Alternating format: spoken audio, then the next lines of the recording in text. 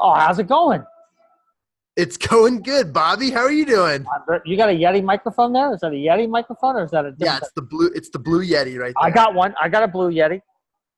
They're so sweet. They're fun. They're very good. I figure if I say Yeti a couple more times in these shows, they'll send me a free one. You gotta monetize somehow.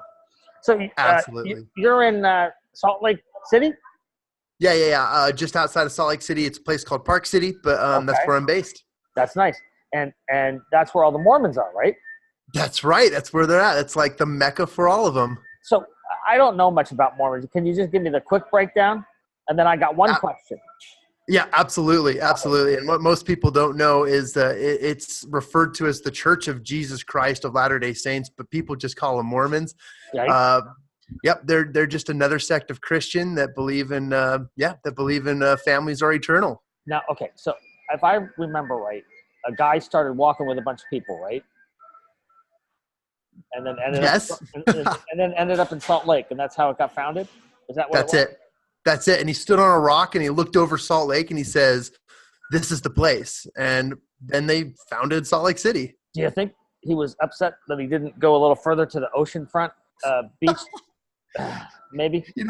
I wondered the same thing. I wondered why he just didn't get go tired just a little bit further. Did he just get tired? A couple more days, you'd hit the water. Okay, good. Well, why stop in the desert, right? That's right. Exactly right. Why stop in the middle of and what's with the salt water? That's dangerous. You can't drink salt water. So you wanted to talk about accountability. Yeah, I'm an accountability coach, and my That's expertise awesome. is in accountability and follow up, and I love the discussion of accountability. So now, how'd you get into that? I started public speaking when I was 16 years old. I started a DJ business and realized it wasn't the music that I liked, but it was more of being behind the microphone. So I started speaking and talking about goal setting and realizing that people could achieve more if they set more goals. Okay, so that was 6 years ago because you don't look that old. I wish. That's awesome.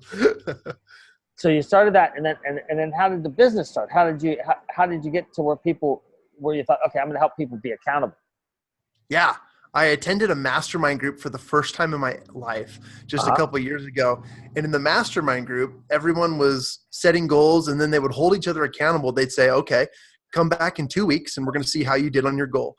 And they were setting massive goals like, I need to raise 20,000 for my business, or I need to write half my book. And they were doing this in less than 2 weeks. And I thought, okay, either these people are incredibly insane or there's something behind this. And so as I started to set my own goals, I realized that accountability was one of the major factors helping people achieve high levels of success. So I would think that would be easy for people to do the first one, right? Where you stand up and say what you're going to do and blah, blah, blah.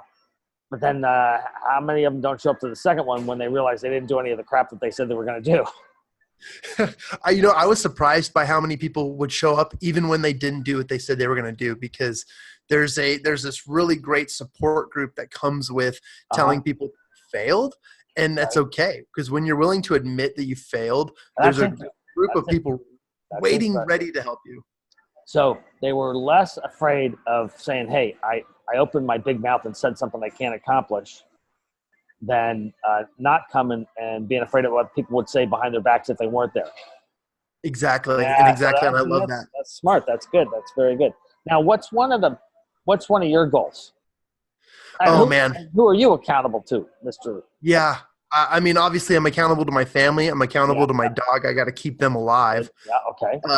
But one of my biggest goals is to help a million people achieve at least one goal. And so if we do the math there, it's just 1 million goals. So if I can help 1 million people achieve 1 million goals, then we're good. Okay. Well, so here's what I'll put your contact information in, and then we can maybe get rid of a couple thousand of them for you. Oh, you froze up. You're frozen. Let's see if we can fix that. There you are. You're what?